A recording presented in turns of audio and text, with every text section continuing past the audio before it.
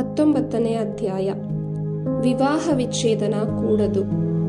ಈ ವಿಷಯಗಳನ್ನು ಹೇಳಿಯಾದ ಮೇಲೆ ಯೇಸುಸ್ವಾಮಿ ಗಲಿಲೇಯವನ್ನು ಬಿಟ್ಟು ಜೋರ್ಡಾನ್ ನದಿಯ ಆಚೆ ಕಡೆ ಇದ್ದ ಜುದೇಯ ಪ್ರಾಂತ್ಯಕ್ಕೆ ಬಂದರು.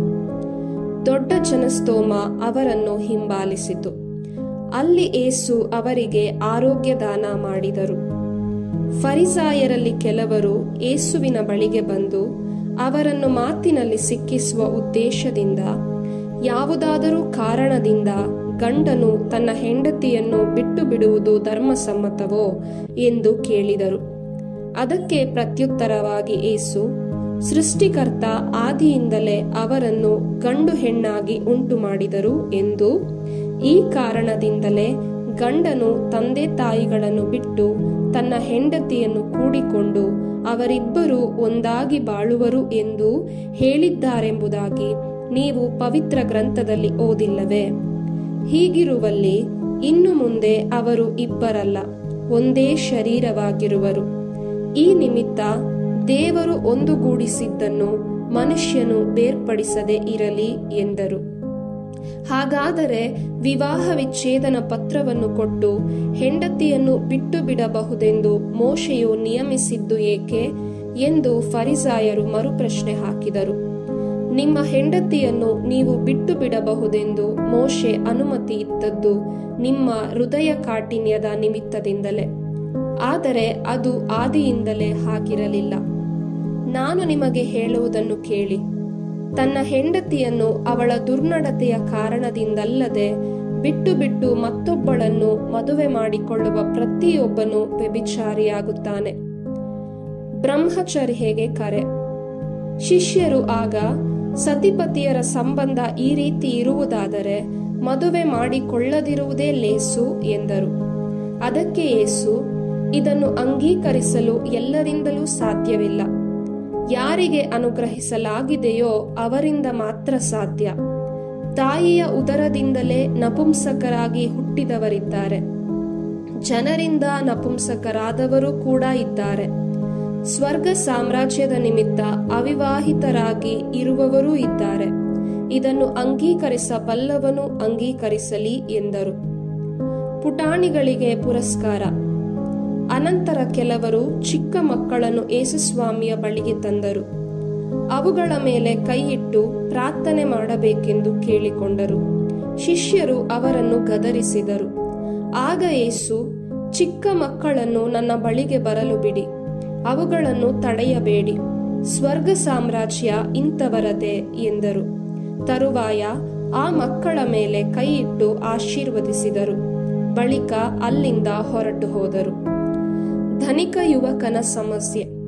ಒಮ್ಮೆ ಯೇಸುಸ್ವಾಮಿಯ ಬಳಿಗೆ ಒಬ್ಬ ಯುವಕನು ಬಂದು, ಗುರುದೇವ, ಅಮರ ಜೀವವನ್ನು ಪಡೆಯಲು ನಾನು ಒಳ್ಳೆಯದೇನನ್ನು ಮಾಡಬೇಕು ಎಂದು ಕೇಳಿದನು. ಅದಕ್ಕೆ ಅವರು, ಒಳ್ಳೆಯದನ್ನು ಕುರಿತು ನೀನು ನನ್ನನ್ನು ವಿಚಾರಿಸುವುದು ಏಕೆ? ಒಳ್ಳೆಯವರು ಒಬ್ಬರೇ. ನೀನು ಆ ಜೀವಕ್ಕೆ ಪ್ರವೇಶಿಸಬೇಕಾದರೆ ದೈವಾಜ್ಞೆಗಳನ್ನು ಅನುಸರಿಸು ಎಂದರು. ಅವು ಯಾವುವು ಎಂದು ಮರುಪ್ರಶ್ನೆ ಹಾಕಿದ. ಅವನಿಗೆ ಯೇಸು, ನರಹತ್ಯೆ ಮಾಡಬಾರದು, ವ್ಯಭಿಚಾರ ಮಾಡಬಾರದು, ಕದಿಯಬಾರದು, ಸುಳ್ಳು ಸಾಕ್ಷಿ ಹೇಳಬಾರದು, ನಿನ್ನ ತಂದೆ ತಾಯಿಗಳನ್ನು ಗೌರವಿಸಬೇಕು ಮತ್ತು ನಿನ್ನನ್ನು ನೀನೇ ಪ್ರೀತಿಸಿಕೊಳ್ಳುವಂತೆ ನಿನ್ನ ನೆರೆಯವನನ್ನೂ ಪ್ರೀತಿಸಬೇಕು ಎಂದರು. ಅದಕ್ಕೆ ಆ ಯುವಕ, ಇವೆಲ್ಲವನ್ನೂ ಅನುಸರಿಸಿಕೊಂಡು ಬಂದಿದ್ದೇನೆ, ನನ್ನಲ್ಲಿ ಇನ್ನೇನು ಕೊರತೆ ಇದೆ ಎಂದು ಮತ್ತೆ ಕೇಳಿದ. ಆಗ ಯೇಸು, ನೀನು ಸಂಪೂರ್ಣನಾಗಬೇಕು ಎಂದಿದ್ದರೆ ಹೋಗು, ನಿನ್ನ ಆಸ್ತಿಯನ್ನೆಲ್ಲ ಮಾರಿ ಬಡಬಗ್ಗರಿಗೆ ದಾನ ಮಾಡು, ಸ್ವರ್ಗದಲ್ಲಿ ನಿನಗೆ ಸಂಪತ್ತು ಇರುತ್ತದೆ. ನೀನು ಬಂದು ನನ್ನನ್ನು ಹಿಂಬಾಲಿಸು ಎಂದರು. ಇದನ್ನು ಕೇಳಿದ್ದೇ ಆ ಯುವಕ ಖಿನ್ನ ಮನಸ್ಕನಾಗಿ ಅಲ್ಲಿಂದ ಹೊರಟೇ ಹೋದ, ಏಕೆಂದರೆ ಅವನಿಗೆ ಅಪಾರ ಆಸ್ತಿಪಾಸ್ತಿ ಇತ್ತು. ಆಗ ಯೇಸುಸ್ವಾಮಿ ತಮ್ಮ ಶಿಷ್ಯರನ್ನು ಉದ್ದೇಶಿಸಿ, ಐಶ್ವರ್ಯವಂತನು ಸ್ವರ್ಗ ಸಾಮ್ರಾಜ್ಯವನ್ನು ಪ್ರವೇಶಿಸುವುದು ಕಷ್ಟವೆಂದು ನಿಮಗೆ ಒತ್ತಿ ಹೇಳುತ್ತೇನೆ. ಐಶ್ವರ್ಯವಂತನು ದೇವರ ಸಾಮ್ರಾಜ್ಯವನ್ನು ಪ್ರವೇಶಿಸುವುದಕ್ಕಿಂತಲೂ ಒಂಟೆಯು ಸೂಜಿಯ ಕಣ್ಣಿನಲ್ಲಿ ನುಸುಳುವುದು ಸುಲಭ ಎಂಬುದು ನಿಜ ಎಂದರು.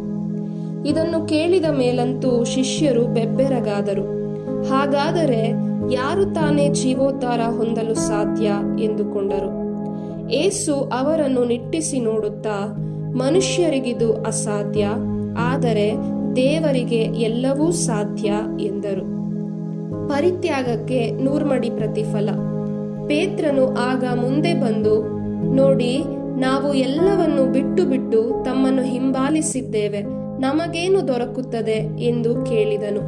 ಅದಕ್ಕೆ ಯೇಸು, ನಿಮಗೆ ಸತ್ಯವಾಗಿ ಹೇಳುತ್ತೇನೆ, ಹೊಸ ಸೃಷ್ಟಿಯಲ್ಲಿ ನರಪುತ್ರನು ತನ್ನ ಮಹಿಮಾನ್ವಿತ ಸಿಂಹಾಸನದ ಮೇಲೆ ಆಸೀನನಾಗುವಾಗ ನನ್ನನ್ನು ಹಿಂಬಾಲಿಸಿರುವ ನೀವು ಕೂಡ ಇಸ್ರಾಯೇಲಿನ 12 ಗೋತ್ರಗಳಿಗೆ ನ್ಯಾಯಾಧಿಪತಿಗಳಾಗಿ 12 ಸಿಂಹಾಸನಗಳ ಮೇಲೆ ಆಸೀನರಾಗುವಿರಿ. ನನ್ನ ನಾಮದ ನಿಮಿತ್ತ ಮನೆ ಮಠವನ್ನಾಗಲಿ, ಅಣ್ಣ ತಮ್ಮಂದಿರನ್ನಾಗಲಿ, ಅಕ್ಕ ತಂಗಿಯರನ್ನಾಗಲಿ, ತಂದೆ ತಾಯಿಯರನ್ನಾಗಲಿ, ಮಕ್ಕಳು ಮರಿಗಳನ್ನಾಗಲಿ, ಹೊಲ ಗದ್ದೆಗಳನ್ನಾಗಲಿ ತ್ಯಜಿಸುವ ಪ್ರತಿಯೊಬ್ಬನು 100 ಮಡಿಯಷ್ಟು ಪಡೆಯುವನು. ಮಾತ್ರವಲ್ಲ, ಅಮರ ಜೀವಕ್ಕೆ ಬಾಧ್ಯಸ್ಥನಾಗುವನು. ಆದರೆ ಮೊದಲಿನವರಲ್ಲಿ ಅನೇಕರು ಕಡೆಯವರಾಗುವರು, ಕಡೆಯವರಲ್ಲಿ ಅನೇಕರು ಮೊದಲಿನವರಾಗುವರು.